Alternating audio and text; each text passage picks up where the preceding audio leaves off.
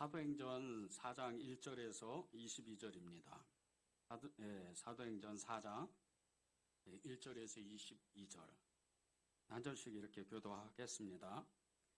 사도들이 백성에게 말할 때에 제사장들과 성전 맡은 자와 사두개인들이 이르러 예수 안에 죽은 자의 부활이 있다고 백성을 가르치고 전함을 싫어하여 그들을 잡음에 날이 이미 저물었으므로 이튿날까지 가두었으나 말씀을 들은 사람 중에 믿는 자가 많으니 남자의 수가 약 5천이나 되었더라.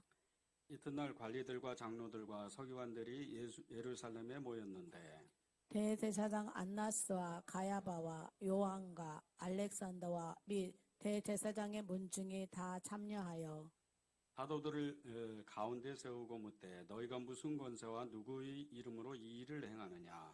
이에 베드로가 성령이 충만하여 이르되 백성의 관리들과 장로들아 만일 병자에게 행한 착한 일에 대하여 이 사람이 어떻게 구원을 받았느냐고 오늘 우리에게 질문한다면 너희와 모든 이스라엘 백성들은 알라.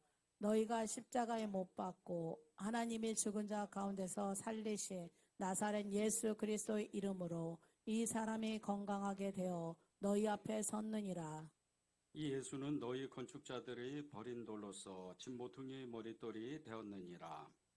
다른 이로서는 구원을 받을 수 없나니 천하 사람 중에 구원을 받을 만한 다른 이름을 우리에게 주신 일이 없음이라 하였더라.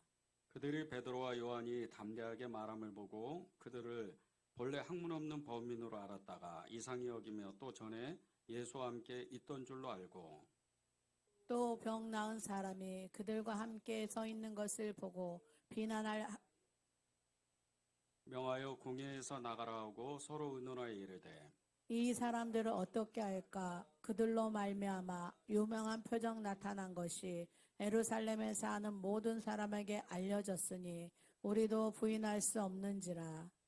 이것이 민간에 더 퍼지지 못하게 그들을 위협하여 이후에는 이 이름으로 아무에게도 말하지 말게 하자 하고 그들을 불러 경고하여 도무지 예수의 이름으로 말하지도 말고 가르치지도 말라 하니 베드로와 요한이 대답하여 이르되 하나님 앞에서 너희의 말을 듣는 것이 하나님의 말씀을 듣는 것보다 옳은가 판단하라. 보고 들은 것을 말하지 아니할 수 없다 하니 관리들이 백성들 때문에 그들을 어떻게 처벌할지 방법을 찾지 못하고 다시 위협하여 놓아주었으니 이는 모든 사람이 그 된 일을 보고 하나님께 영광을 돌림이라. 함께 읽겠습니다. 이 표적으로 병 나은 사람은 40여 세가 되었더라. 아멘. 예, 오늘 이제 말씀이 전도에 대한 말씀입니다. 예, 어떤 분은 굉장히 기대하는 마음을 가질 수도 있고 또 어떤 분은 약간 이렇게 좀 버거운 나는 전도도 한 번도 안 해봤는데 오늘 또 전도하라고 이렇게 말씀하시나 보다 이렇게 생각하는 분들도 계세요. 근데 오늘 이렇게 말씀에 집중하고 말씀 앞에 이렇게 겸허히 한번 서보면 전도가 얼마나 큰 은혜인지를 알게 됩니다. 실제 저는요 예수님을 24년 전에 처음 제 마음에 영접을 하고 제일 먼저 했던 일이 전도였어요. 전도하면서 너무 큰 기쁨을 누렸고요. 그리고 또 전도하면서 마음에 결단한 것들이 몇 가지가 있었습니다. 그때 전도를 할 때 이루 말할 수 없는 큰 기쁨이 있었는데 그 여러 가지 중에 하나가 제가 그때 예수님을 처음 만났을 때, 처음 제 마음에 모셨을 때, 예수님을 의지했을 때 그때 제 직업이 성남시에서 버스 기사를 했어요. 노선버스 기사를 했었어요. 그러니까 이제 24년 전이었으니까 그때 당시에 버스 기사가 하는 일은 하루 종일 바쁜 여정을 지나가야 돼요. 계속 일을 해야 되고 요즘은 이제 그렇지는 않더라고요. 근데 제가 일할 때만 해도 하루 16시간, 17시간씩 일을 했었어요. 그리고 이제 이틀하고 하루를 쉽니다. 쉴 때 쉬지를 못하는 거예요. 너무 피곤하니까. 그렇게 이제 새벽부터 밤늦게까지 일을 하는데 그때 제가 예수님을 믿고 제일 먼저 한 것이 전도였는데 버스 이렇게 올라타면 입구에 돈통이 있죠. 그 돈통 앞에다가 전도지를 일부러 만들어가지고 거기다 이렇게 깔아놨어요. 수백 장을. 그리고 이제 차 안에서 찬송을 계속 틀어줬습니다. 테이프로. 근데 이제 어느 날 이렇게 찬송을 듣다가 어느 아주머니가 여기가 교회냐 막 소리 지르면서 이게 듣기 싫다고 빨리 끄라고. 그래서 알았다고. 그리고 그분이 내렸어요. 내리자마자 다시 또 키는 거예요. 계속 그런 일을 했습니다. 1년 동안 전도한 사람이 80명이었어요. 한번 붙잡으면 놓지 않는 거예요. 끝까지 전도하는 거예요. 한 번은 정말 술이 얼마나 먹었는지 인사불성이 돼가지고 아예 사람을 못 알아보는 그런 청년을 한 사람 만났어요. 내 사연을 들어보니까 너무나 사랑했던 여자친구와 헤어진 거예요. 그러니까 그냥 세상이 다 무너진 것 같은 그런 마음을 이제 받은 거죠. 시간을 전도를 했습니다. 전도를 하고 울면서 예수님을 영접하고 전화번호를 주고받고 내가 아침에 전화를 하겠다. 그리고 일부러 오후 늦게 전화를 했어요. 전화를 했더니 누구세요? 다 이러는 거예요. 그 사람이 지금 교회를 나가요. 이게 전도의 기쁨이에요. 저는 전도하면서 말할 수 없는 기쁨을 누렸습니다. 실제로 제 마음에 이렇게 죽어도 상관은 없겠구나.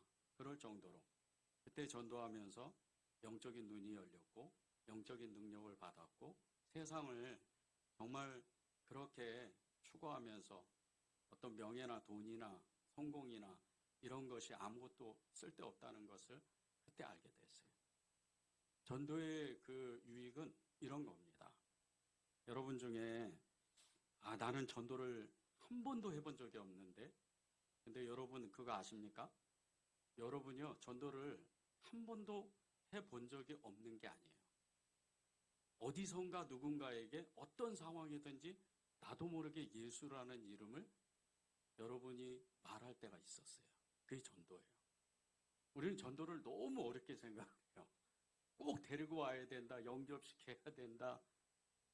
이게 전도가 아닙니다. 우리 흔히 얘기하죠. 영적 원리로 해서 전도에서 영접 기도하면 이 사람이 예수의 사람이다.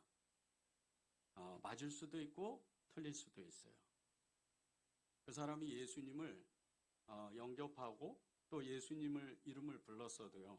인격적으로 만나지 못하면 아직 예수님 믿는 거 아니에요. 전도는 당신이 예수님을 믿든 안 믿든 내가 예수님을 만났으니까 나는 내가 만난 예수님을 전해주는 거. 그게 전도입니다. 책임은 그 사람한테 있는 거예요. 여러분이 지려고 하면 안 돼요. 여러분이 그 짐을 지려고 하니까 그 무거운 짐이 멍해가 돼가지고 너무 힘든 거예요. 그러니까 한 번 하면 그 다음에 또 해야 돼 이런 마음이 드는 거예요. 그리고 이제 세 번째 가서 누군가에게 세상 사람에게 안 좋은 소리 들으면 이제 상처를 받아요. 두 번 다시 전도 안 합니다. 그러니까 전도를 잘 몰라서 그런 거예요.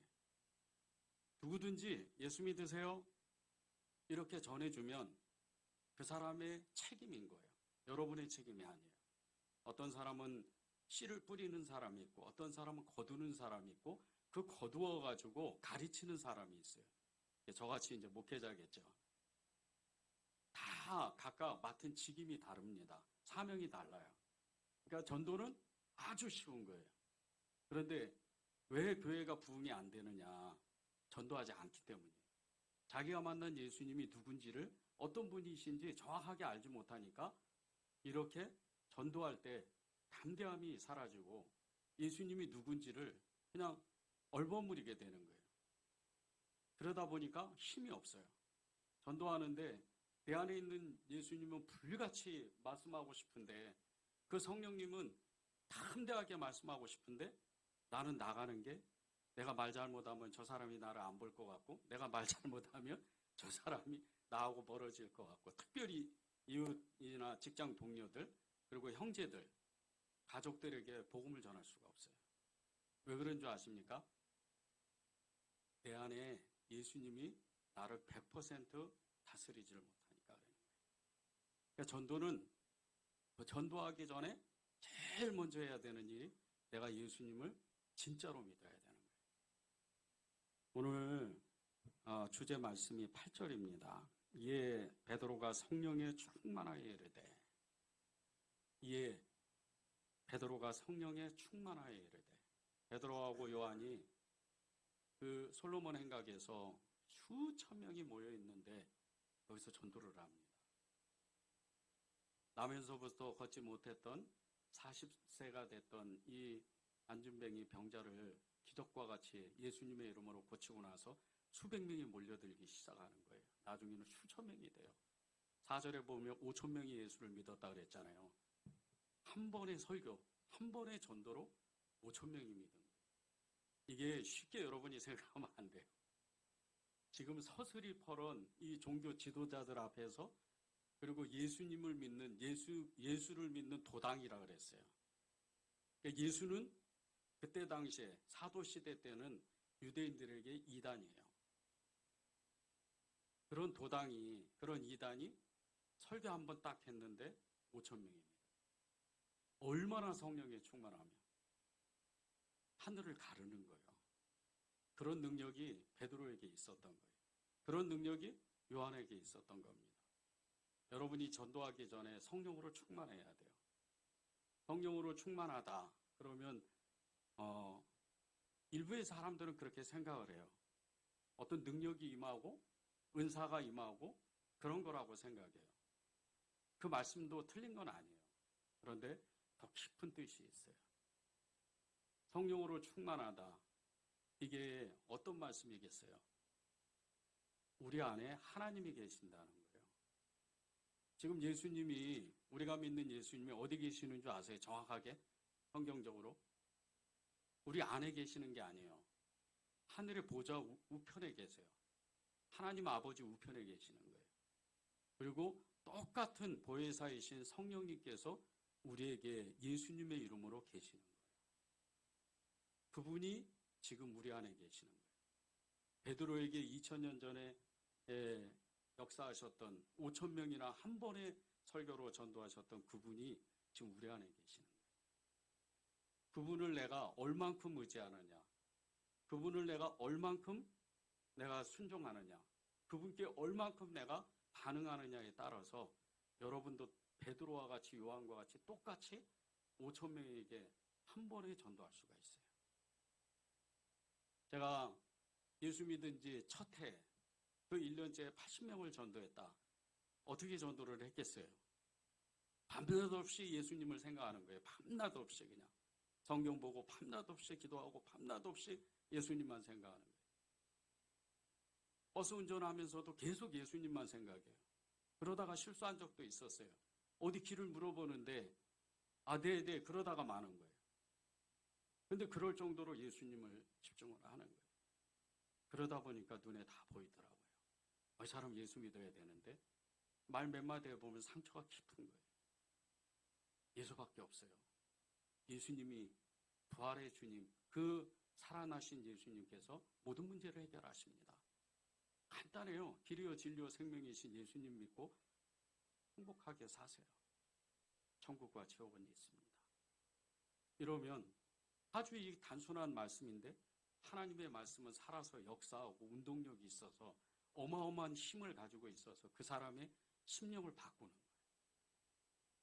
그러면 나중에 들어보면 교회 나가 있는 거예요. 제가 전도 안 한 사람도 교회 나온 사람이 있었어요.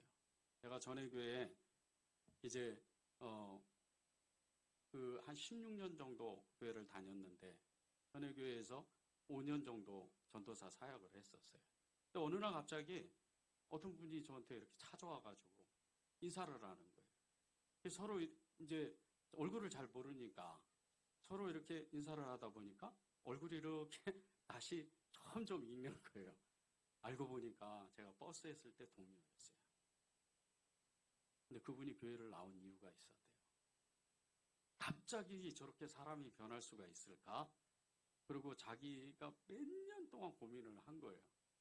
그리고 인생이 너무 힘드니까 교회를 가보자. 근데 제가 전에 알던 그 사람이 다니는 그 교회를 다녀보자.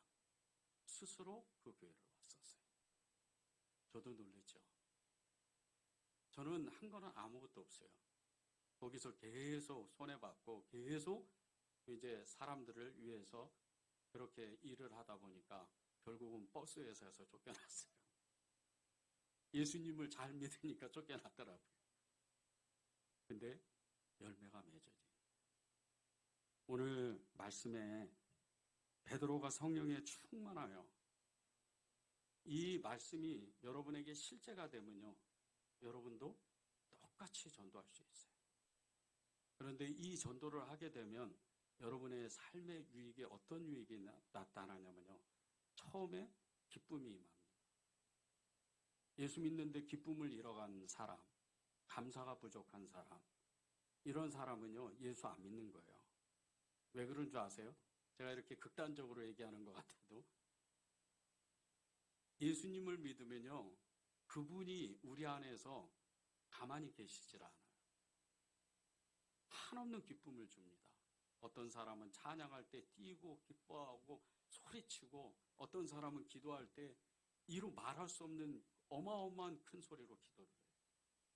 어떤 사람은 어려운 사람 도와주려고 그냥 몸을 가만히 있지를 못해요. 길거리에 나가면 그 사람 눈에는 다 보이는 거예요. 길에 있는 노숙자들, 어렵게 사는 이런 가난한 사람들, 이혼 가정들, 독거 어르신, 이런 사람들이 다 보이는 거예요. 일부러 찾아다니면서 그들을 섬기고 봉사하고 어마어마한 기쁨을 누려요. 그게 예수 믿는 증거입니다. 성령으로 충만하다. 이 성령으로 충만하는 것은 훈련으로 통해서 성령으로 충만할 수도 있어요. 그런데 성령으로 자동으로 충만해지는 방법은 전도하는 거예요. 두 번째로요, 전도하면 여러분의 삶이 완전히 달라져요. 진짜 축복된 삶이 됩니다. 여러분이 그 삶 속에서 문제가 없는 사람은 한 사람도 없어요. 이 자리에 있는 여러분 모두도요, 어떤 문제는 꼭 하나씩 가지고 있습니다. 그런데 그 문제를 이겨나갈 수가 없어요. 전도해 보세요. 그 문제를 금방 뛰어넘어가요. 아무것도 아니에요. 왜? 전도하게 되면 제일 먼저 하는 일이 뭐예요? 기도하잖아요. 기도하면 하나님이 여러분을 그때부터 이제 붙잡기 시작을 하는 거예요. 그리고 그 문제들을 하나하나 풀어내기 시작을 해요. 그리고 여러분의 그 마음의 소원들을 이루기 시작을 하는 거예요. 여러분이 어떤 꿈을 가지고 있다면 꼭 전도하세요. 문제를 풀고 싶다면 꼭 전도하세요. 그러면 하나님이 여러분에게 이루 말할 수 없는 응답을, 어떤 사람은 즉각적으로, 어떤 사람은 조금 시간이 지나서 바로 주시는 거예요. 여러분이 여러분 중에 정말 어떤 영적인 능력을 받고 싶은 분도 계실 거예요. 정말 이루 말할 수 없는 은사를 체험하고 싶고 영적인 세계를 알고 싶고 꼭 전도하세요. 그런 마음의 소원이 있다면 전도하세요. 전도하면 영혼이 보입니다. 영혼이 보이면 영적인 세계에 눈이 열리는 거예요. 이 영적인 세계에 눈이 열려야 여러분의 그 삶 가운데, 현실의 이 삶 가운데 여러분이 여러분의 현실을 통제할 수가 있어요. 왜 그런 줄 아십니까? 여러분 안에 하나님이 계시기 때문이에요. 그분이 모든 세계를 만드셨고 모든 세계를 다스리시고 모든 세계 위에 계시는 거예요. 그래서 만유의 주님이시라고 그러는 거예요. 부흥하는 교회들을 잘 살펴보면요, 한 가지 공통점이 있어요. 성령으로 충만한 사람들이 모입니다. 그리고 이 성령으로 충만한 사람들이 전도를 하기 시작을 해요. 근데 이것이, 이 전도자들이요, 그냥 혼자 전도하는 게 아니에요. 처음에는 혼자 전도하는 것 같아도 나중에는요, 이 전도자를 통해서 그 옆에 있는 성도들을 깨워요. 그리고 그 성도들을 깨우면서 정말 그 교회 안에 성령의 불이 임하기 시작을 하는 거예요. 전도는 혼자 하는 게 아니에요. 내가 전도할 수 없는 사람이라면 옆에 있는 사람을 손을 붙잡고 같이 나가기만 하면 돼요. 그리고 가서 처음에 길거리에 가서 예수 믿으세요 사람한테 하는 게 아니에요. 허공에다 대고 창피하니까 예수 믿으세요 하고 딱 도망오세요. 두 번째 가고, 세 번째 가고, 네 번째 가고. 한 10번 가면요. 나도 모르게 다 사람을 붙잡아요. 여러분이 하는 게 아니에요. 이게 이제 부흥이 일어나는 거예요. 이 교회들이, 부흥하는 교회들이 이 성령 충만한 전도자들이 모여서 전도하면서 어떤 교회들은 대형 교회들을 이룹니다. 주한장로교회 전도왕이었던 김종열 전도사님, 여자분이에요. 이분이 수천 명을 전도했어요. 어마어마하게 전도했어요. 근데 이분의 모토는 다른 게 아니에요. 오직 예수라는 거예요. 자기는 예수로 살고 예수를 전도로 하고 예수로서 인생을 마감한다는 거예요. 그래서 전도왕이 됐어요. 주한장로교회가 그렇게 어마어마하게 큰 교회가 된 이유 중에 하나가 전도자들이 많았던 거예요. 또 대구 서문교회 이종근 장로님, 한소망교회 문영순 장로님, 예종교회 문방현 장로님, 광영 중앙교회 임재현 집사님, 아현교회 정희경 권사님, 이런 분들은요 수백 명에서 수천 명을 전도합니다. 한번 나가면 그냥 예수 믿으세요 이렇게 하면 그냥 수백 명이 달라드는 거예요. 얼마나 성령으로 충만하며 그냥 여러분들과 똑같은 믿음 생활하는, 신앙 생활하는 그런 옆에 있는 내 형제들, 자매들이에요. 특별한 게 아닙니다. 그런데 그런 사람들이 모이니까 어마어마하게 전도의 역사가 교회에 일어나고 부흥이 일어나는 거예요. 특별히 아현교회 전도왕이었던 그 정희경 권사님은요, 자신이 어떤 전도의 열정을 가지고 있는지 고백한 적이 있었어요. 이렇게 이야기를 했습니다. 제가 하나님을 만나오던 영생의 기쁨과 감사, 구원의 확신을 나눈다는 심정으로 전도 대상자를 향하여 간절한 마음이 들지 않을 수가 없었습니다. 가장 낮은 곳에서 처절한 고통을 맛보았기에 전도 자체가 제겐 큰 기쁨입니다. 저는 전도할 때 누구도 죽음의 문제엔 정답을 내리지 못하였기에 더 이상 방황을 멈추라고 조언합니다. 예수님만이 인생의 진리요 정답임을 담대하게 선포합니다. 그리고 전도를 하는데 이분이 혼자서 훈련한 게 있었어요. 성경 구절, 전도에 대한 성경 구절 109절을 외우는 거예요. 아예 달달달 통독으로 하는 거예요. 그러니까 사람을 붙잡으면 어떤 말씀이 이건 튀어나오는 거예요. 세상 얘기를 안 해요. 예수 믿으세요 시작을 해가지고 하나님의 성경 말씀으로 그대로 전도하는 거예요. 그리고 사람은 언젠가는 죽습니다. 언젠가는 죽는데 이렇게 비참하게 살 거냐, 이렇게 불행하게 살 거냐, 예수 믿고 그나마 죽더라도 우리는 행복하게 살다가 죽자, 이렇게 전하는 거예요. 그리고 받아들이면 부활이 있다고 얘기하는 거예요. 얼마나 간단해요. 이 아영교회가 부흥했던 그 강력한 힘이 이런 전도자들이었어요. 저는 여러분들이 전도하면서 하나님의 큰 기쁨을 맞이했으면 좋겠어요. 여러분이 그 기쁨을 맞이하고 그리고 전도하면서 그 기쁨 때문에 영혼을 볼 수 있는 눈, 그게 열렸으면 좋겠어요. 이 성남 땅 안에만 해도요 91만 명이 삽니다. 지금 요즘 재개발, 구시가지의 재개발이 바람이 불어서 한 8만 명 가까이가 지금 성남시 중심으로 인근 도시로 이사를 가 있어요. 이제 재개발이 끝나면 다시 다 이사를 오겠죠. 그 98만 명 정도 돼요. 100만 명을 이렇게 계속 넘어가지를 못했어요. 지난 수십 년 동안. 제가 이 성남 땅을 24년 동안 기도하면서 한 가지 너무나 간절한 마음이 있었던 것은 이 성남 땅 안에 타 도시에 비해서 예수 믿는 사람이 사실 많기는 해요. 전국에서 제일 복음화율이 정말 높은 지역이 저 전남 지역에 있는 이 작은 도시입니다. 그런데 이 순천이라는 이 도시만큼 많은 그리스도인이 사는 지역이 이 성남 땅이에요. 특별히 분당을 중심으로 굉장히 예수 믿는 사람이 많아요. 그런데 그 숫자가 많은 것 같은데도요, 17만 명이에요. 그러면 나머지 한 70만 명 가까이 되는 사람은 예수를 안 믿는 거예요. 여러분 그런 생각을 해보신 적 있으세요? 70만 명이 지옥 간다. 그 중에 내 가족도 있고 형제도 있고. 미치는 거예요. 잠을 못 잡니다. 영적 세계의 눈이 열리면 진짜 잠을 못 자요. 아무리 큰 능력, 아무리 큰 성공, 아무리 큰 조건이 있어도 아무것도 아니에요. 그 사람들이 지옥 간다는 생각을 하면 마음이 떨리는 거예요. 그 마음을 여러분이 가져야 돼요.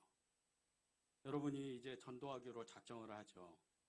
이 베드로와 요한과 같이 진짜 예수 믿기로 작정을 하면 그때부터 여러분이 이제 세상과 부딪히기 시작합니다.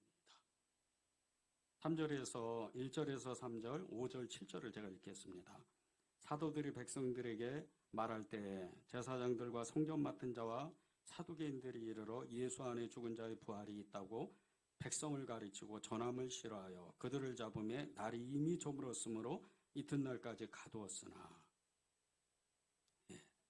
5절에서 7절입니다. 이튿날 관리들과 장로들과 서기관들이 예루살렘에 모였는데 대제사장 안나스와 가야바와 요한과 알렉산더와 및 대제사장의 문중이 다 참여하여 사도들을 가운데 세우고 묻되 너희가 무슨 권세와 누구의 이름으로 이 일을 행하였느냐. 특별히 5절 6절에 보면요. 이 대제사장의 무리들이 있고 그리고 거기에 이제 구체적인 이름들이 나오는데 이 이름들을 제가 다시 한번 읽을 때 잘 생각해 보세요. 누군지.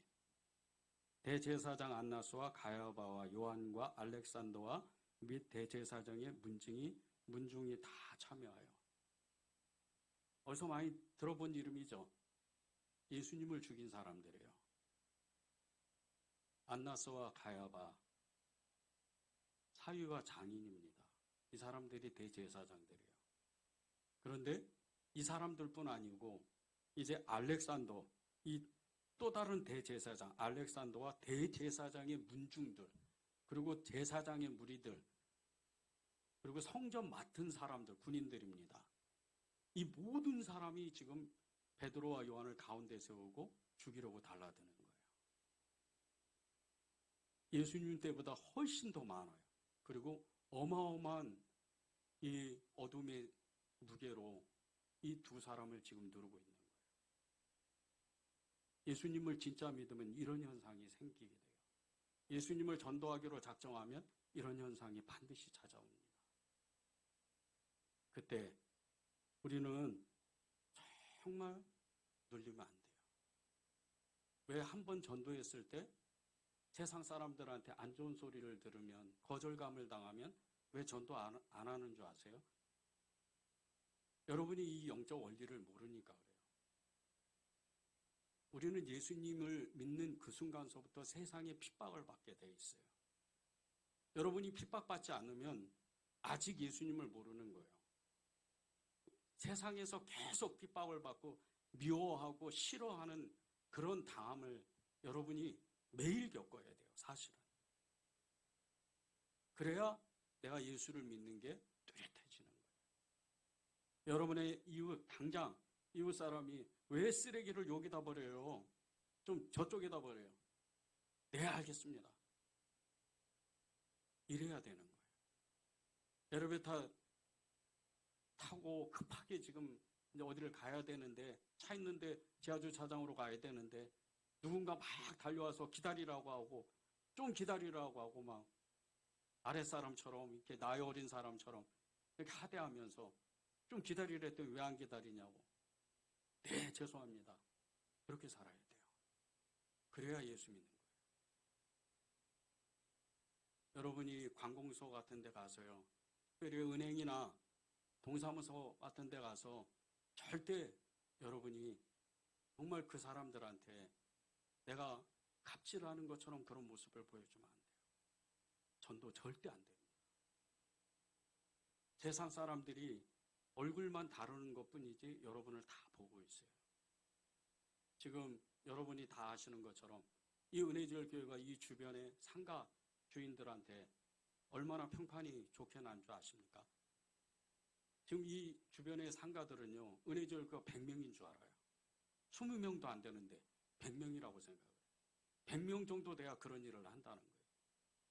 주일 저녁에 노숙인 섬길 때 그 노숙인들이 그래요. 적어도 한 100명은 되겠죠? 20명도 안 돼요. 끊임없이 내가 손해를 봐야 돼요. 끊임없이 내가 성령으로 충만해야 돼요. 그래야 전도할 수가 있는 거예요.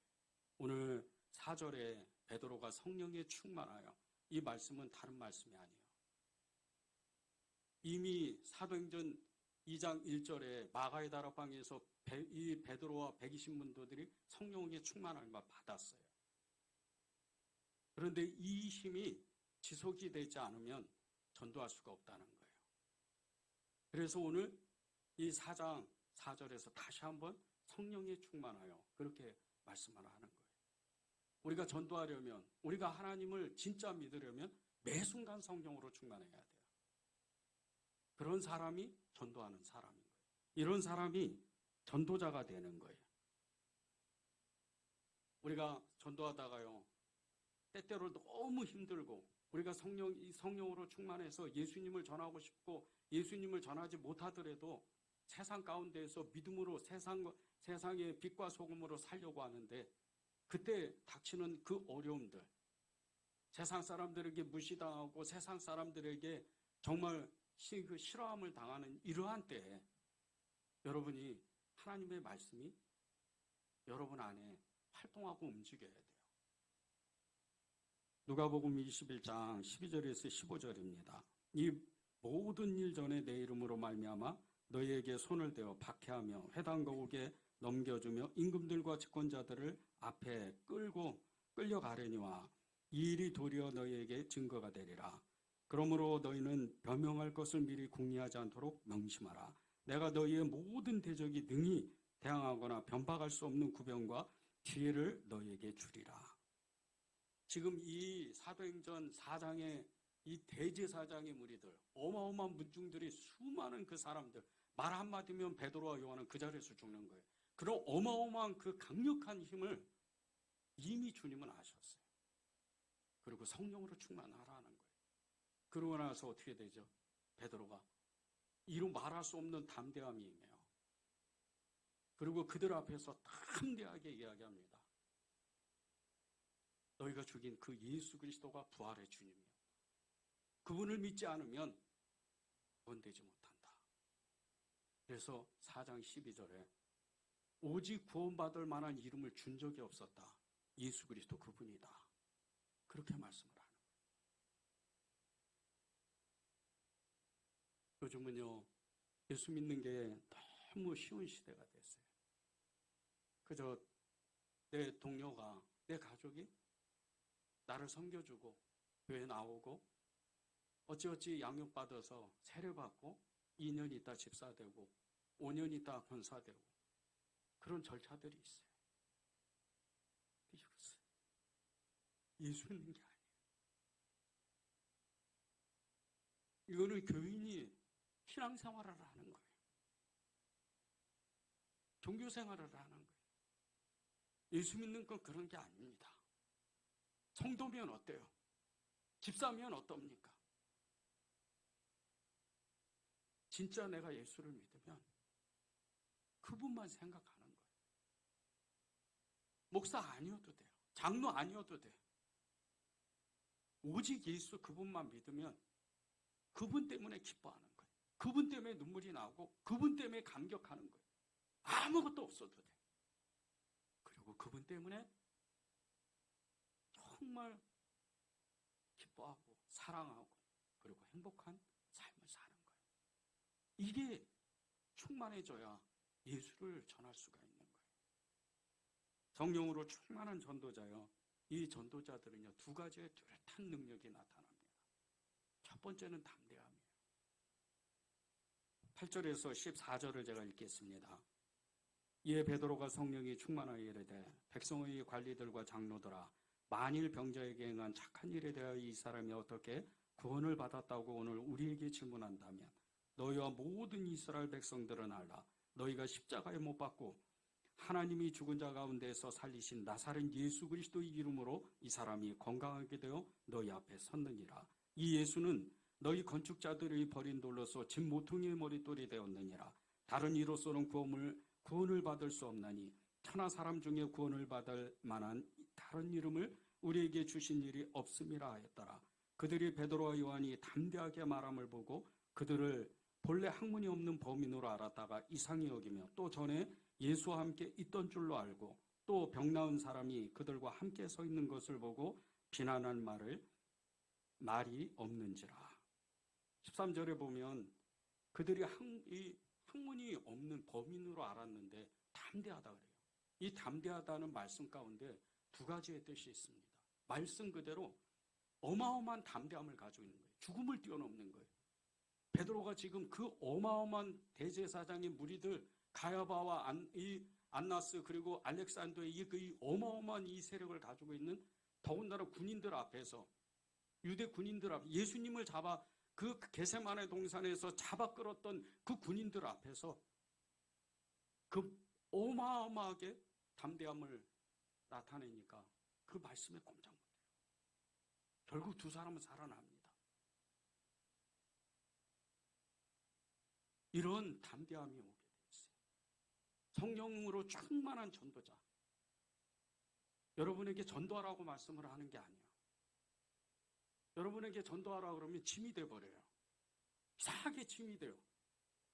먼저 성령으로 충만해야 돼요. 예수로 충만해야 돼요.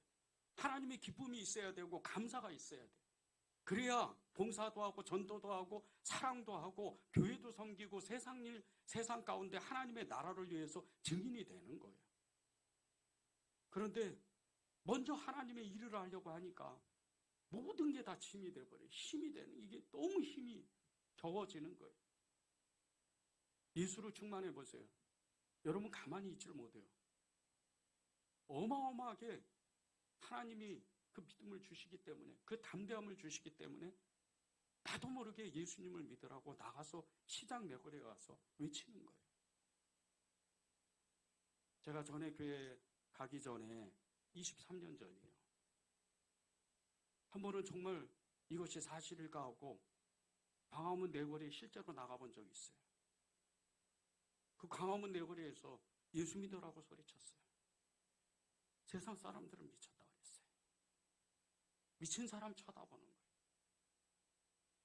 근데 제가 지하철 타고 성남을 오는데 집으로 돌아오는데 이로 말할 수 없는 기분이에요. 그때부터 지하철 전도를 시작했습니다. 8호선서부터 분당선으로 그리고 1호선으로 2호선으로 계속해서 전도 나갔어요. 그때 저를 본 사람들은 대부분 미쳤다 그랬어요. 칸칸이 지나가면서 우리 인생은 다 험하고 헛된 인생이다. 길이요 진리요 생명 대신 예수 그리스도 그분을 믿어야 된다. 그렇게 미친 듯이 외쳤어요. 그러다가 한 전도자를 만났습니다. 전에 교회 가니까 정말 저보다도 미친 사람이 있더라고요. 제가 너무나도 사랑했던 친구였어요. 지금은 천국 같습니다. 우리 둘이는 만나면 다른 얘기를 안 해요. 예수 얘기밖에 안 했어요. 밤새도록 예수 그 두 글자 갖고 얘기하는 거예요. 그리고 전도합시다 이런 얘기도 안 해요. 그냥 교회 가서 가방 들고 전도지 챙겨서 둘이 어느새 나와 있는 거예요. 그리고 전도하러 가요. 그리고 끝나면 모란에 가서 노숙자들하고 길거리에서 라면을 끓여 먹어요. 그렇게 전도 생활을 했어요. 저는 그때가 제일 행복했을 때였어요. 가장 친한 친구가 내 옆에 있었고 비록 저보다도 나이는 많았어요. 근데 제가 형이라고 부른다 그러니까 절대 안 된대요. 형제면 형제지 형이라는 건 없다는 거예요. 그래서 그 형제하고 그 몇 년 동안 얼마나 행복했는지 몰라요. 그분이 암으로 돌아가셨어요. 죽기 직전에 이틀 전에 저한테 그 아내가 병원에 오라는 거예요. 마지막이라고. 의식도 없었어요. 제가 같이 늘 찬양을 불렀던 그 찬양을 불렀어요. 의식이 없는 사람 앞에서. 그런데 눈을 감고 찬양하다 보니까 이 아내가 저한테 눈을 떠보라는 거예요. 눈을 떠보니까 입을 뻥긋뻥긋 하고 있는 거예요. 이 성령 충만이. 왜 여러분이 성령으로 충만하고 전도해야 되는 줄 아세요? 진짜 영적으로 살고 싶다면, 세상과 구별해서 내가 예수의 증인이 되고 싶다면 전도해야 돼요. 오늘 말씀은 사실은 아주 간단한 거예요. 전도합시다. 능력 있는 전도자가 됩시다. 그 말씀인 거예요. 미국의 콜롬비아의 제일 장로교회 데일 라이프 데이비스 목사님이 그 다니엘서 강의 책을 썼어요. 근데 거기에 그 책 안에서 성령으로 담대한 사람이 이런 사람입니다. 이런 모습입니다는 그런 글을 거기다 썼어요. 예화죠. 러시아가 아직 소련이었던 시절 종교는 굉장히 엄격한 통제와 감시를 받았어요. 그런데 한 번은 KGB가 이렇게 교회를 가끔 이렇게 습격을 했는데 어느 주일 아침에 그 공산당 그 KGB 요원이 그 교회 안에 어느 할머니를 이렇게 만나서 이야기를 했어요. 근데 이 할머니가 십자가에 그 달리신 예수님, 그 예수님의 그 발에다가 입맞춤하는 모습을 보고 이야기를 시작을 한 거예요. 근데 그 KBG 요원이 너무 감동을 받은 거예요. 너무 경건한 모습이니까. 그래서 농담처럼 이렇게 이야기를 했어요. 할머니, 경애하는 위대한 공산당 총석이 스탈린의 그 발에도 이렇게 입을 맞출 수 있겠습니까? 그 이야기를 듣고 이 할머니가 이렇게 대답했습니다. 물론이네. 먼저 이 스탈린이 십자가에서 못 박혀 죽기만 한다면 내가 그렇게 할 수 있다. 이렇게 이야기를 합니다. 이게 성령 충만의 담대함이에요. 여러분이 가장 어려운 사람을 만날 때가 있어요. 가장 어려운 사람을 너무나 이 사람은 부담스러운 사람. 그런 사람을 만날 때요. 여러분이 성령으로 충만하면 그 사람에게 하나님의 말씀을 전할 수가 있어요. 높은 마음을 가져야 돼요. 사회의 지도층들이 예수를 믿는다고 생각해 보세요. 세상 바뀝니다. 이 한국교회 초대교회가 그렇게 바뀌었어요. 처음에는 노예들이 그리고 부녀자들이 예수를 믿다가 나중에 교육이 의료사업, 이 산업이 일어나고 그리고 경제가 새로워지니까 지난 120여 년, 130년 동안 이 대한민국 땅이 기독교로 말미해서 예수 그리스도의 이름으로 말미해서 이렇게 발전된 거예요. 세상 사람들은 그걸 얘기 안 합니다. 근데 여러분은 잊지 말아야 돼요. 선교사님들 때문에 이 땅이 복음 전해진 거예요. 그리고 그 씨앗이 지금 130년이 지나서 여러분이 예수를 믿는 거예요. 그것을 잊으면 안 돼요.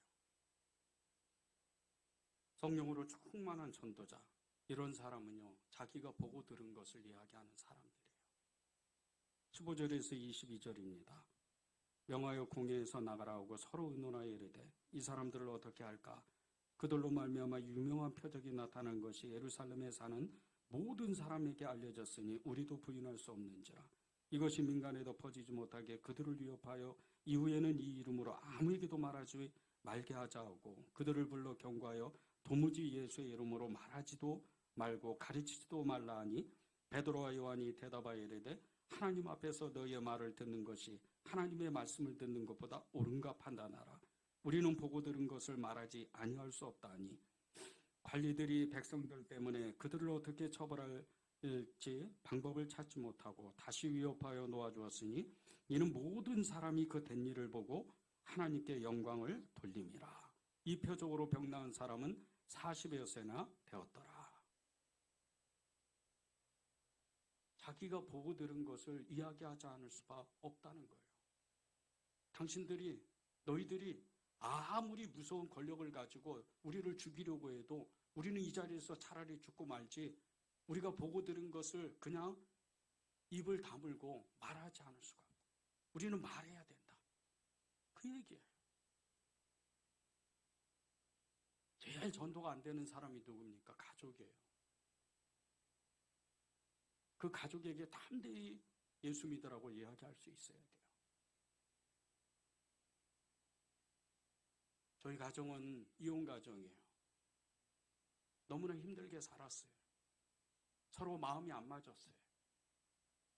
그리고 저희 아버님이 돌아가시고 남겨둔 그 재산, 그것이 작은 빌라였지만 제 앞으로 이 받아야 되는 그 돈의 액수가 1억이 넘었어요. 깨끗이 포기했습니다. 아버지 장례 치르고 남은 300만 원을 가지고 집을 나왔어요. 그리고 몇 년 있다가 저희 형을 만났어요. 예수 믿으세요. 저희 형이 뭐라 그런 줄 아세요? 나 같은 죄인이 무슨 예수를 믿어? 복음이 전해지는 거예요. 가족들 때문에, 이웃들 때문에, 직장 동료들 때문에 상처를 받았다. 특히 교회 안에서 상처를 받았다. 여러분, 그렇게 말하면 안 돼요. 그렇게 말하는 순간 여러분이 나 예수 안 믿습니다, 이렇게 얘기하는 거예요. 여러분이 진짜가 되려면, 성령으로 충만한 전도자가 되려면요, 모든 걸 손해봐야 돼요. 모든 것을 다 내어줘야 돼요. 그래야 전도의 문이 열리는 거예요. 2022년도 7월 3일 날 국민일보에 난 전도에 대한 기사를 보고 큰 도전을 받은 적이 있었어요. 2022년 1월 코로나가 정말 한참이었습니다. 그때 아주 그냥 극을 달했어요. 근데 부산에 있는 어느 작은 교회를 섬기고 있는 목사님 그리고 사모님이 365일 노방전도를 하기로 작정을 했어요. 그리고 6개월 있다가 이 국민일보 기자가 이 목사님 사모님을 찾아갔어요. 6개월 동안 어떻게 했는지, 어떤 결과가 나타났는지. 그리고 인터뷰를 했는데 목사님이 너무나 흥분된 목소리로 이렇게 이야기를 하는 거예요. 6개월 동안 노방전도에서 3명의 성도가 전도됐어요. 50대의 한 여자분과 20대의 남녀 각 1명, 이 3명이 교회를 나왔습니다. 그리고 지난 6개월 동안 24명의 사람들이 교회를 다녀갔습니다.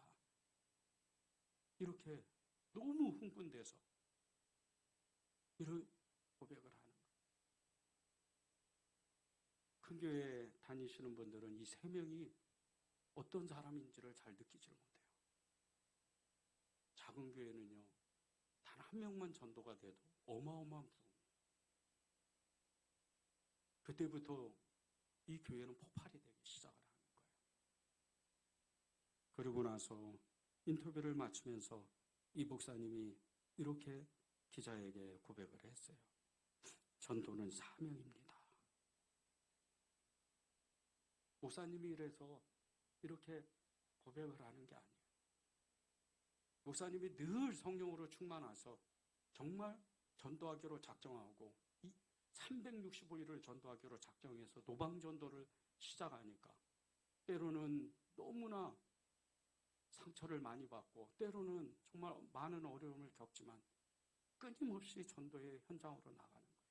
그렇게 싫어했던 미용실 주인이 너무나 가까운 친척이 되고 이웃이 되고, 그리고 코로나 때문에 교회를 나가지 못했던, 교회를 가보고 싶어서 나가지 못했던 한 성도를 만나서 그 집을 일주일에 한 번씩 방문해서 예배를 드리는 놀라운 기적이 일어나요. 이게 세상 가운데에서 하나님이 구원하신다는 거예요. 교회의 사명은 다른 게 없어요. 우리가 모여가지고 우리끼리 행복하고 우리끼리 너무나 즐겁고 기쁜 그런 교회라면 교회의 명목이 사실은 교회의 목적이 없는 거나 마찬가지예요. 교회가 행복하면요, 자동적으로 하나님의 사랑이 교회 울타리를 넘어가게 돼 있어요. 왜? 세상 사람들이 보이기 시작하니까. 주님이 말씀하신 것처럼 빛과 소금이라 그랬잖아요. 저는 여러분들이 이제 교회를 섬기고 정말 교회를 사랑하고 그리고 나도 전도하겠다. 나도 정말 이 베드로와 요한과 같이 전도하면서 내가 보고 들은 것을 이야기하고 어느 누구를 만나도 그렇게 담대하게 예수 그리스도를 증거할 수 있는 그런 사람이 되겠다. 그런 마음의 결단을 했으면 좋겠어요.